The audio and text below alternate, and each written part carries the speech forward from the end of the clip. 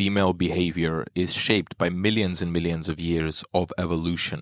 The primary focus is to find a mate that is going to be able to provide her resources, provide her with protection, and provide her with a future so that she is able to create more offspring and ultimately save the genetic lineage of the human race.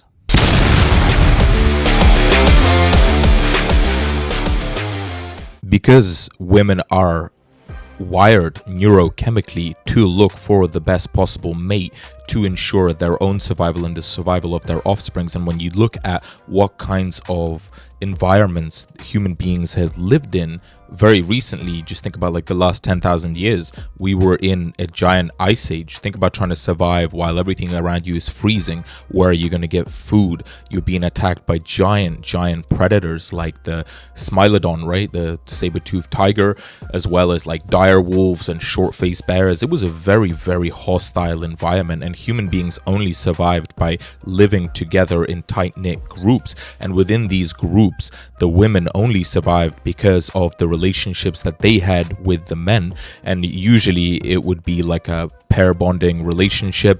And so for the woman to choose one man for the rest of her life, she has to naturally become hypergamous. And hypergamy just means that she needs to find the best possible mate. It's called mate selection. And usually things like, leadership ability, right? Strength, dominance, assertiveness, confidence, risk-taking ability, authenticity, right? Self-assurance, self-esteem, self-belief, even like emotionally intelligent. That's why women like artists so much, because they're so in touch with their emotions. Well, now that's a leadership quality, right? So all of this is happening down on the subconscious mind, and the woman is always probing the man to see what does he really have to offer. Even if a man doesn't currently have the resources, women tend to bet on a horse, and they will invest into a man that may have a very prosperous future. They don't mind doing that whatsoever. You just need to be able to signal what that is to them. Because these qualities in a man ensure survival and replication for future generations and for the offspring, a woman needs to bet on the highest possible thing that she can gain and that she can settle for. And right now we live in a world of female narcissism, and so there is like the 10% of high value men that all of these women are so attracted to, and they're chasing them, and the man usually gets a pick or a harem or whatever.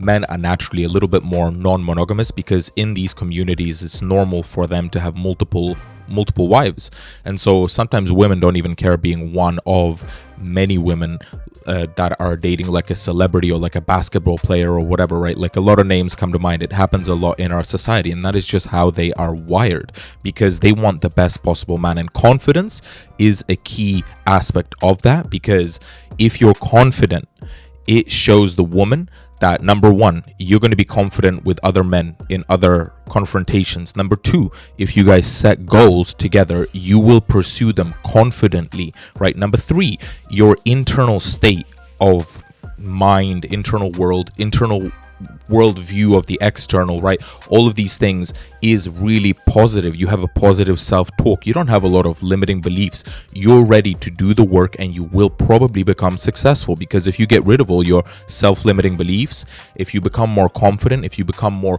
outgoing, if you develop your emotional intelligence, your social skills, your communication skills, right? All of this will inevitably become confidence. But if you are confident, what it tells the woman on a base level is that you know something she doesn't, and you have been validated by your own personal experiences as well as by other people and probably by other women, hence why you can be so confident. A man who is traumatized by women, by life, and who has gone through a lot of turmoil and has never dealt with it, they tend to be a little shy. Plus, it's also a sign of weakness, right? Women don't like weakness. As much as they like vulnerability, they would rather that came from a strong man. Women are also really, really attracted to the bad boy type, right? And what does that really signal that you're a bad boy is, number one, you're a risk taker. And in our society at large, we venerate these risk takers, right? Risk takers who took a risk and it worked out for them. Like these are all the stories in our popular culture. And so if you meet somebody who is so confident that they are a risk taker, that is somebody who will eventually succeed, right? Because they're going to just keep doing it and doing it and doing it. as long as it's not fully reckless, but the ability to take risks is super important for any man to become successful, because you simply will never become successful if you just stick to the things that you're doing and you never try to go higher, you never aim higher, you never become more ambitious. And so a woman can sense this in your risk-taking ability. And also, bad boys tend to be more authentic. They are more authentically themselves because they don't care what other people think. They don't care what society at large thinks. They are their own person. They are a strong backbone of integrity, and that is very attractive because that is precisely the kind of man you need in difficult times, right? Say, for example, a village gets sacked and raided. That's the kind of guy who's a survivor. He is going to get his family out there, and he's going to take every risk necessary to deliver and to survive. And that has happened time and time again throughout all of history, right? And so women are attracted to that simply because of the neurochemical structures that have formed in her mind over hundreds and thousands of years of evolution. And so that's why women like bad boys. A woman is always just looking for ultimate security, right? Because a woman has so many more thoughts in any given moment than a man. She's just going crazy. Like, like there's a lot of jokes about this, but the longer I'm married, the longer I'm realizing this is true. Women are naturally very, very neurotic, and they're overthinkers, and they're always just thinking and thinking and thinking, worrying about things, worrying about their own safety. The world is so much more dangerous, even today, for a woman. Imagine what it would have been like when monsters roamed the earth and there weren't any roads or hospitals or anything like that. Like, it's pretty insane. And so naturally, a woman wants to feel safe. And so when a man is dominant and assertive and he comes in there and he makes the decisions for the family, she is able to switch her brain off. And this is what every woman dreams of, is the ability to just switch your brain off and let a man take charge. Let a man step up into that leadership position. Every single woman craves for this, and even women who are naturally not submissive, right? They want to be the dominant ones.